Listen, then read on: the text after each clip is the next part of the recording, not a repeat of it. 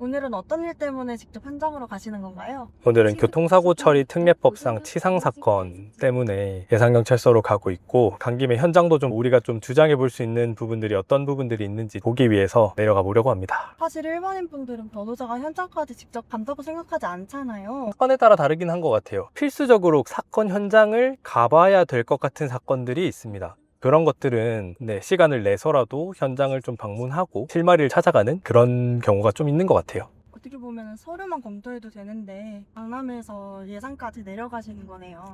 12대 중과실을 일반하거나 혹은 상대방을 중상해 혹은 사망에 빠지게 하게 되면 교통사고, 그러니까 과실로 일으키게 되더라도 그게 형사처벌을 받을 수 있게 되는 죄명이 돼요. 교통사고 처리 특례법으로 그걸 별도로 규정을 하고 있고 처벌이 되기 때문에 그에 대해서 대응을 해야 되고, 그래서 지금 저희가 예산으로 가고 있는 겁니다. 그러면 실제로 현장 조사 때문에 결과가 달라지죠. 네, 저는 그런 부분들을 경험을 했기 때문에 이렇게 좀 현장 답사가 필요할 것 같다라고 생각되는 사건들은 직접 가보려고 하기도 하고, 좀 특이한 케이스 같은 경우는 그 케이스를 제가 직접 한번 경험해 보려고 노력하기도 하고, 좀 그런 편인 것 같아요. 현장 확인은 필수라고 생각을 하시나요? 모든 사건에서 필수는 아닌데 필수인 사건들이 있다, 이렇게 말할 수 있을 것 같아요. 교통사고 중에서도 이해가 안 가는 사건들이 간혹 있거든요. 그런 부분들은 현장에 가보면 답이 있는 경우가 많더라고요. 현장 조사까지 진행하는 로펌은 많지 않다고 들었습니다. 진행하는 로펌이 많은지. 사실 못 본 것 같기는 해요. 그래서 제가 교통 분야를 하면서 그런 부분들을 좀 해보고 싶었고, 개업을 하게 되었으니까 이제 할 수 있게 된 거죠. 보통 펌들은 개별 변호사들한테 배당되는 사건들이 일단 많고, 또 어서 변호사님들이 사건을 해결해주기 때문에 내가 발로 뛰어서 사건을 해결하려고 하지 않습니다. 그런 부분에 한계가 있고, 제가 개업한 변호사로 사건 현장을 찾아가서라도 해결해야 되는 건 해결해야 하는 거죠. 교통사고 경험이 많을수록 현장에서 보이는 게 달라지나요? 저는 그렇게 생각해요. 왜냐면 어쨌든 교통사고 사건들을 처리를 많이 해봤다는 얘기는 관련 판례들도 많이 봤고, 수사기관이라든지 법원이 판단하는 기준들을 훨씬 많이 봤다고 생각해요. 예를 들어서 뭐 시야각이라든지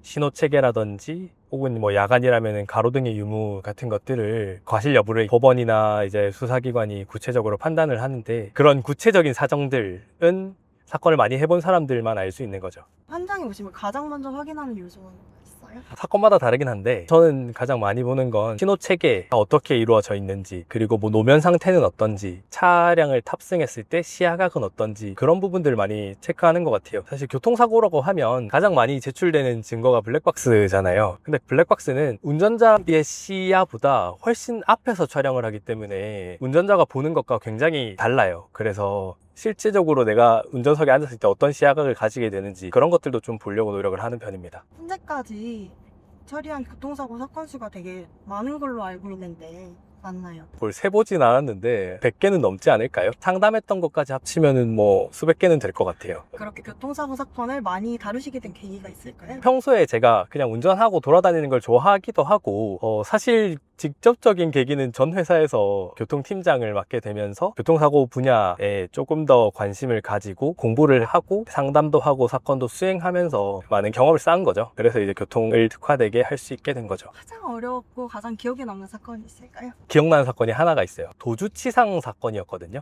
저희 의뢰인은 덤프트럭 운전자분이셨어요. 보통 덤프트럭은 마지막 차선에서는 우회전을 할 수가 없어요. 차가 크기 때문에. 그래서 한 차선 안에서 우회전을 하게 되거든요. 근데 하필이면 그때 마지막 차선에 차량이 한 대 있어서 의뢰인이 덤프트럭 옆부분으로 마지막 차선에 있던 차량의 앞부분을 이렇게 치고 지나가 버린 거예요. 의뢰인은 원래 차에서 소리가 많이 나기도 하고, 그래서 그걸 모르고 그냥 지나갔다가 그 다음 신호에서 이제 대기를 하고 있는데 다른 차가 와가지고 뒤에 사고 났다 이렇게 알려준 거예요. 도주치상이라는 죄명으로 경찰 조사를 받고 하게 됐는데, 도망갔다고 의심을 할 법한 사안이긴 했어요. 근데 저는 이제 그게 궁금했던 거죠. 이게 25톤 트럭에 실제 앉으면 차가 안 보이나? 실제 운전을 했을 때 25톤 트럭에서는 굉장히 많은 소음이 나나? 궁금해서 그 25톤 트럭을 주변에서 수배를 해서 직접 타보고, 그걸 통해서 뭔가 진짜 정말 이게 차량에 부딪혀도 내가 모르고 지나갈 만큼 소리가 많이 나겠구나, 정말 바로 옆에 있는 거기는 시야가 보이지 않을 수 있겠구나라는 사실을 알게 됐고, 그런 부분들을 좀 수사기관에 열심히 피력했던 것 같아요.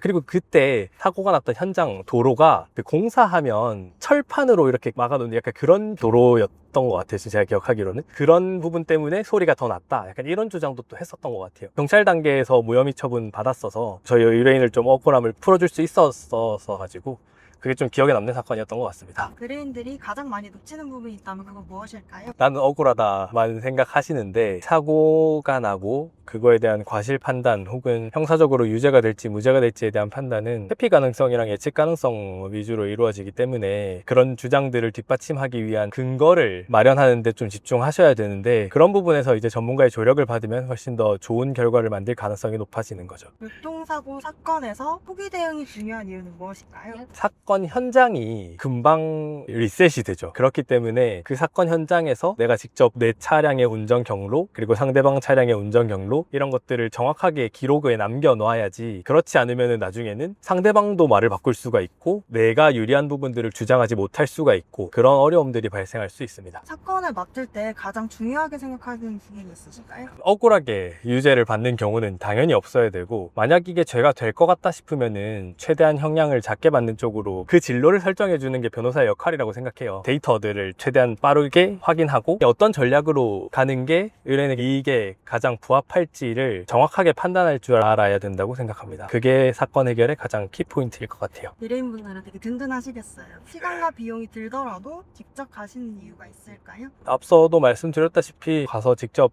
보는 것과 사진을 통해서 보는 것, 블랙박스조차도 내 시야각과 굉장히 다른 곳에서 촬영이 되는 거기 때문에 이렇게 종합된 자료들만 확인하는 게 굉장히 결론이 다르게 날 수 있기 때문에 좀 현장 확인이 필요한 사건들이 꼭 있다고 생각하고 그런 사건들은 현장 확인을 꼭 해야 된다고 생각합니다.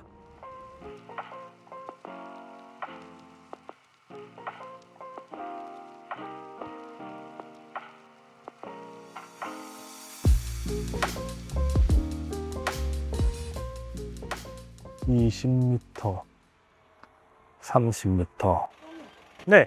현장에 답이 있다고 느끼는 경우가 많으신가요? 네, 그렇죠. 오늘 같은 경우도 와서 보니까 보이네요. 운전하셨던 분은 안 보였을 것 같기도 해요. 그러니까 여기 그늘이 지금 이제 지잖아요. 어두운 옷을 입고 있으면은 주의하지 않으면 안 보일 수도 있는 거죠. 그리고 반대편에 차가 오면 보통 운전하는 사람들은 반대편 차랑 안 부딪히기 위해서 왼쪽을 집중하게 되거든요. 그러면 이제 오른쪽에 있는 피해자를 잘 못 볼 수 있는 거죠. 네. 얼음으로 뭘 체크하고 계신 것 같았는데 피해자가 어느 정도 날아가게 된 건지 많이 다치셨다고 하는데 그런 부분들을 그냥 한번 확인해 보고 싶었습니다. 일반인은 놓칠 수 있지만 변호사님이 꼭 확인하시는 부분이 있다면 맑아가지고 노면 상태 같은 건 안 봐도 될 것 같고요. 신호체계 같은 게 만약에 있었으면 그것도 확인했을 것 같아요. 근데 그런 부분들은 없었고 피해자가 내 시야에 들어올 때는 어느 정도 가야지 들어오는 건지 그늘진 곳이 있는지 이런 부분도 피해자를 발견하지 못할 가능성이 높아지는 거니까요. 교특치상 사건이 발생하면 가장 먼저 해야 될 일이 무엇인가요? 민사에서는 내 과실 저금을 당연히 주장해봐야 되는 거고 형사에 있어서는 인정하는 사건이라면 그런 거 할 게 없겠지만 내가 완전 무과실을 주장하는 거라면 제가 방금 얘기했던 것들에 대해서 미리미리 살펴봐야 되거든요. 근데 그런 부분들이 사실 일반인들이 하기엔 쉽지는 않죠. 교통사고 사건에서 경험이 중요한 이유가 무엇인가요? 만약에 민사로 따지면은 과실 비율이 중요할 거고 왜냐면 손해배상 해줘야 되는 금액 중에서 내